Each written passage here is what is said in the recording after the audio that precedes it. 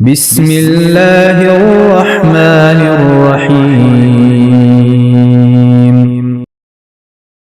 حضرت ابو ہریرہ رضی اللہ تعالیٰ عنہ بیان کرتے ہیں، صحابہ نے عرض کیا اللہ کے رسول، کیا ہم روز قیامت اپنے رب کو دیکھیں گے؟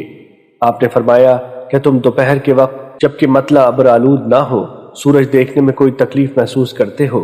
انہوں نے عرض کیا نہیں۔ آپ نے فرمایا، کیا تم 14ویں رات جبکہ مطلع ابر آلود بھی نہ ہو چاند دیکھنے میں کوئی تکلیف محسوس کرتے ہو؟ انہوں نے عرض کیا نہیں۔ آپ نے فرمایا، اس ذات کی قسم جس کے ہاتھ میں میری جان ہے، تم اپنے رب کے دیدار میں بس اتنی تکلیف محسوس کرو گے جس طرح تم ان دونوں سورج اور چاند میں سے کسی ایک کو دیکھنے میں تکلیف محسوس کرتے ہو۔ آپ نے فرمایا، اللہ تعالیٰ بندے سے ملاقات کرے گا تو وہ فرمائے گا، اے فلاں، کیا میں نے تمہیں عزت نہیں بخشی تھی؟ کیا میں نے تمہیں سردار نہیں بنایا تھا؟ کیا میں نے تجھے بیوی نہیں دی تھی؟ کیا میں نے گھوڑے اور اونٹ تیرے لیے مسخر نہیں کیے تھے؟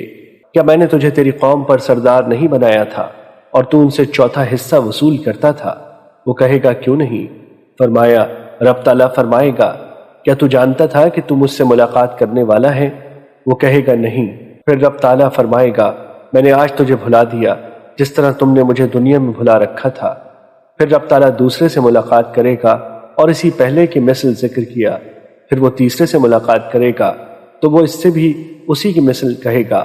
وہ عرض کرے گا، رب جی، میں آپ پر، آپ کی کتاب پر، آپ کے رسولوں پر ایمان لایا، میں نے نماز پڑھی، روزہ رکھا، صدقہ کیا، اور وہ جس قدر ہو سکا اپنی تعریف کرے گا۔